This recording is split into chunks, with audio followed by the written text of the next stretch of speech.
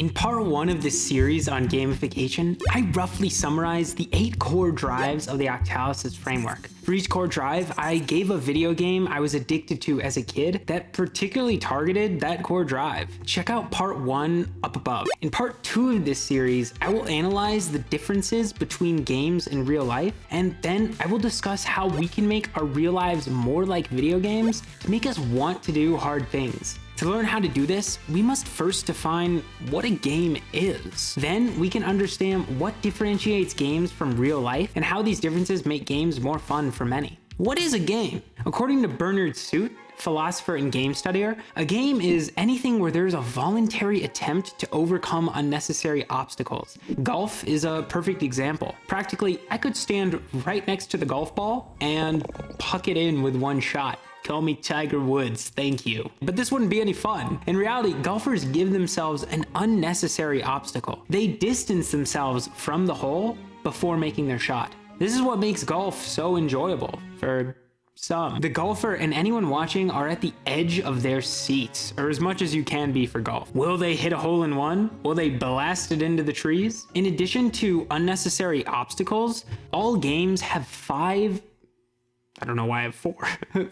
universal attributes: a goal, rules, a feedback system, voluntary participation, and a gameplay loop. Going back to golf, the goal is to get the golf ball in the hole with the least number of hits possible. The rules define how you track turns, points, and fair play while pursuing this goal. You get feedback from where your ball goes after hitting and your score throughout the game. Voluntary participation, at least I hope, is universal for all players. The gameplay loop is hitting a ball until you get a hole, tracking score, and then moving on to the next hole. Now that we know what makes a game, let's learn what differentiates them from real life and how these differences are making so many prefer them compared to other non-game ambitions. What differentiates games from real life? Games have more epic goals than real life. Epic is a gamer term for something awesome in proportion and often surprising. I would not describe most of life as epic. For the students I know at Cornell University, days are a blend of studying, doing homework, spending terrifying amounts of time on TikTok, and acting busy, mixed all up. This is interspersed with the occasional highlight through hanging out with friends, going on vacation, or eating peanut butter. I have a problem. It's honestly kind of dreary. Games, however, are often more epic in scale. In the Halo universe, for example, you must save Earth from an evil covenant of aliens almost entirely on your own. The whole fate of Earth is in your hands. You know every quest, every task, an alien you kill brings you one step closer to saving the Earth from evil aliens. Games have clearer rules and goals than real life. In real life, you're born into a random situation, random race, socioeconomic status, family, and there is no tutorial. People around you espouse vague sentiments like get a job, get married, and go to college. But even these are all socially conditioned, vague guidelines instead of true, genuine, authentic passions. So there's no clear meaning. You have to create it for yourself. In other words, the rules and goals of the game are entirely ambiguous. There's an almost infinite number of things you could do at any moment. I could stop recording right now, go on a run, begin a startup, or fly to the moon.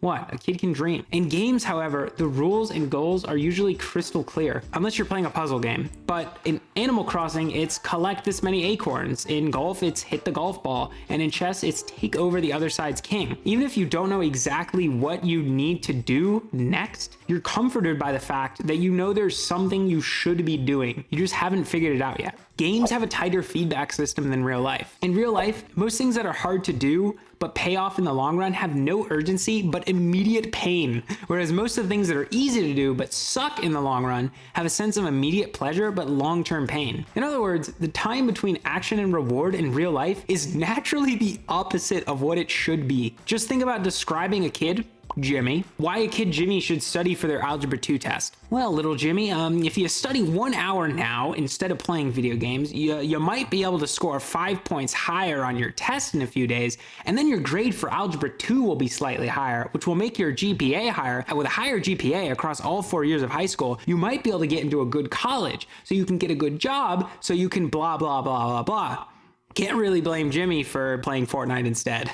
Compare this to a game like Dungeons & Dragons, for instance.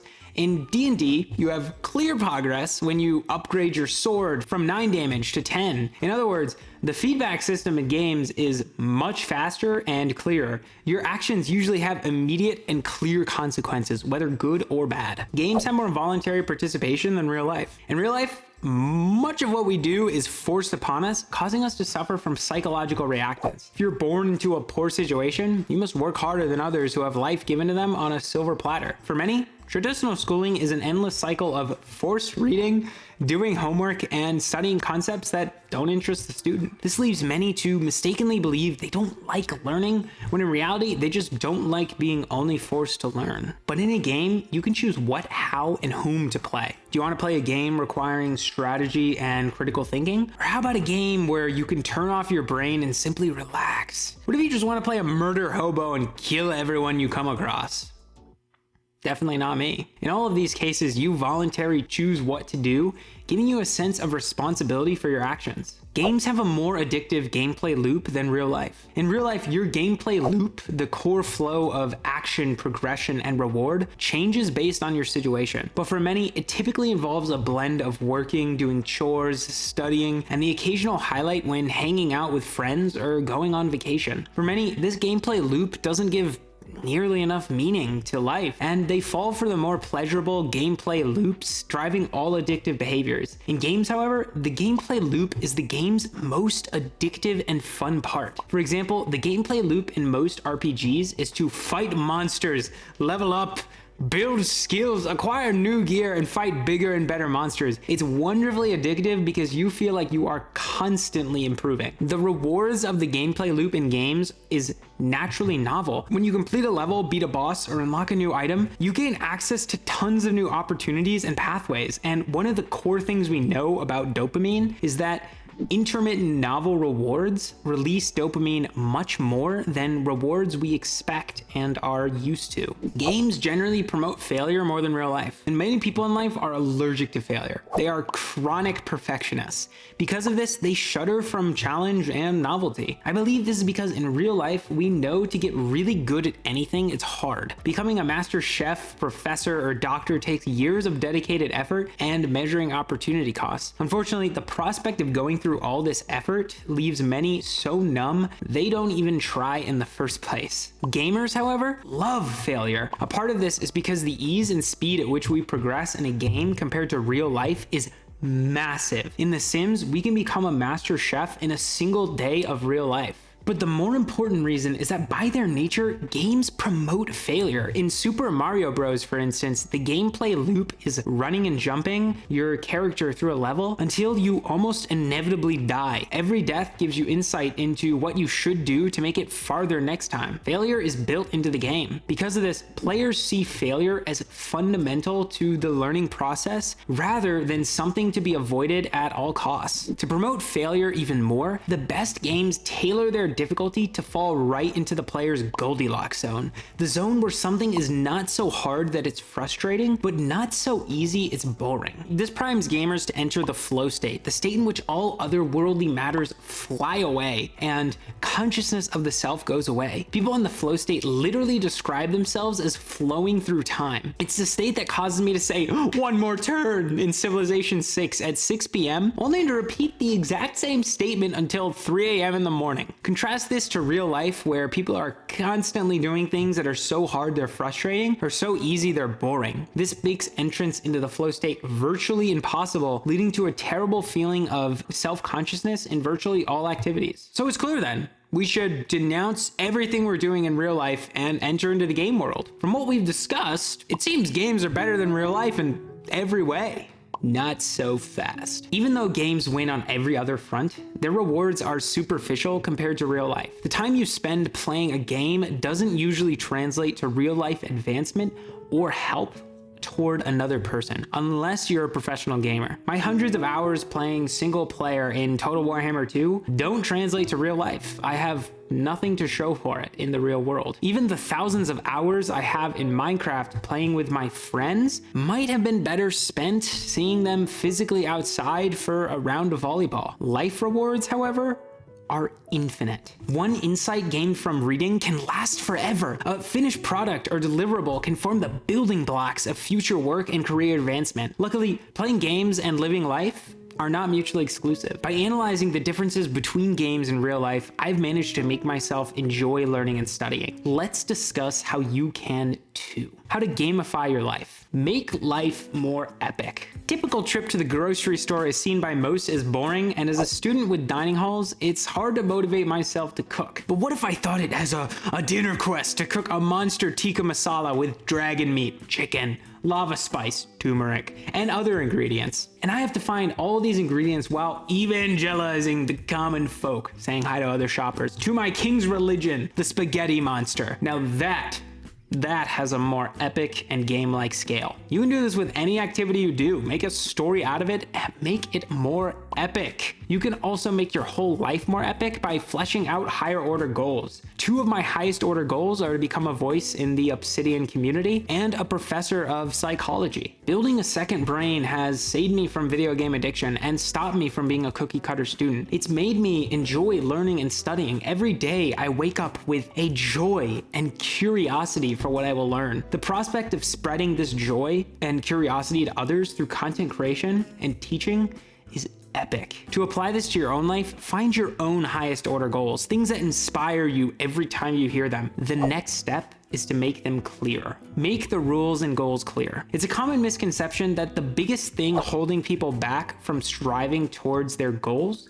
is motivation. In my experience, it's usually not motivation that holds people back, but rather the clarity of what doing even looks like. To gamify life, you have to make the rules and goals of life clear. Doing this requires you to learn more about yourself to figure out what you want in the first place. Define your values, define your overarching goals, break those goals into smaller goals, projects, and tasks. Outline your 12 favorite questions. I talk a lot more about this in my lifestyle design mock on my Obsidian website. Here are some of the ways that you can learn more about yourself summed up. Practicing mindfulness, because the biggest benefit of mindfulness is awareness. Journaling to find patterns and connections in how activities make you feel and what emotions are sparked from them. Analyzing your second brain, because your second brain is an externalization of your psychology. Finding and crafting stories to create meaning out of your life. Analyzing your life through Death's compass. The exciting thing about making life's rules clear is your rules will be different from everyone else's. Like in any good game, there are many different ways of playing. No one way is the right way. It's up to you to decide your playstyle. Create progression and momentum.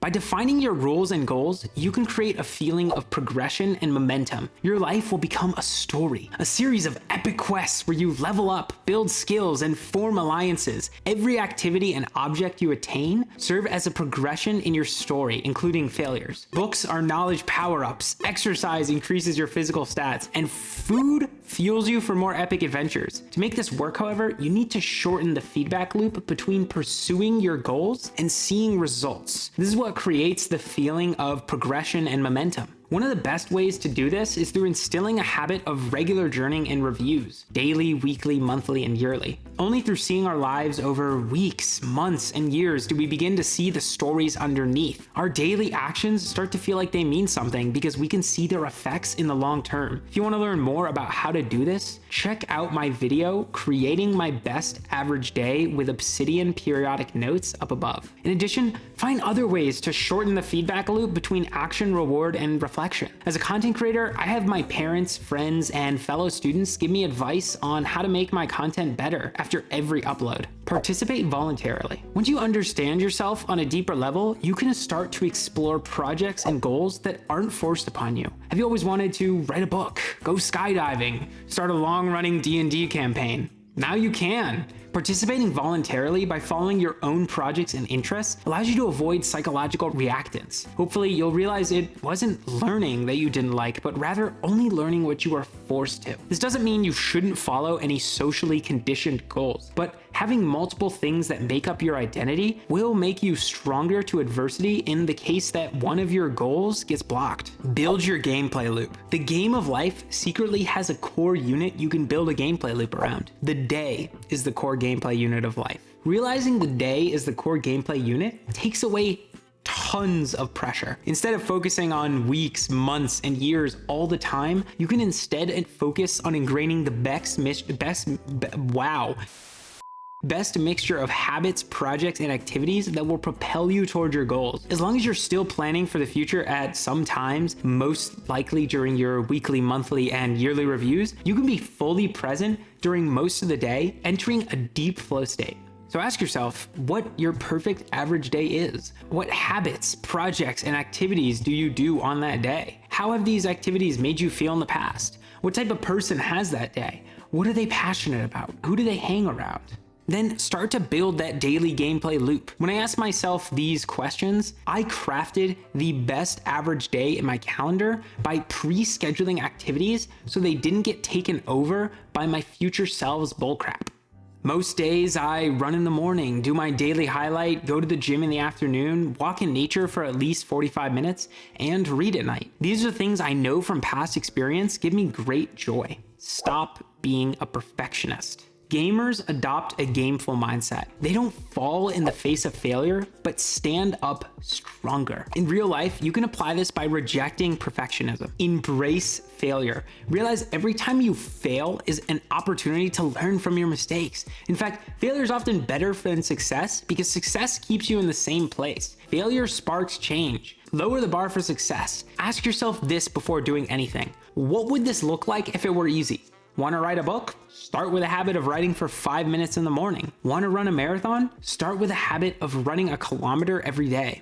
Want to ace that exam? Start studying 30 minutes a day, a week out. Now you might say, but Aiden, every great student I know studies for hours a day. Well, you don't. So start small and build up. Final thoughts. We've learned a lot in parts 1 and parts 2 of this series on gamification. In part 3, I'm going to take you through how I applied the most important concepts from parts 1 and 2 by going through Yukai Chao's 10,000 hours of play exercise to make my own life into a game. You can check out part 3 up above. As always, have a fantastic rest of your day, and bye-bye.